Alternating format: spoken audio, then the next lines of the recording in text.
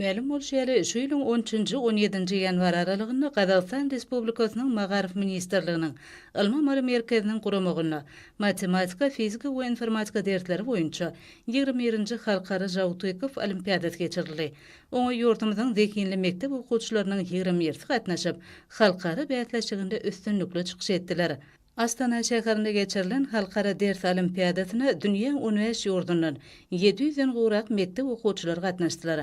Aşgabat şäheriniň ingliz tili çuňlaşdyrylyp öwredilýän ýürütülişdirilen 135-nji orta mektebiniň 10-njy synp okuwçysy Hamza Allaverdiýew matematika dersi boýunça altyn medal nasip boldy.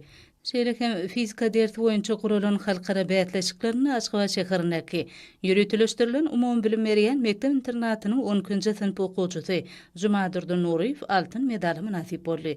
Şeýle hem türkmen okuwçylary matematika, fizika dersleri boýunça kümüş, bürünç medallary eýlediler. Şeýlelikde bu araýly halkara bätleşiginde ýurdumyzyň mektep okuwçylary 2 altyn, 4 kümüş we 6 sany bürünç medallary nasip boldylar. Munyň özi ýurdumyzda hormatly prezidentimiziň ýol başçylygyna hemme taraplyň bilim terbiýeli ýaşlary ýetişdirmek ugrunda edilgen aladanyň aýdyn netijesidir.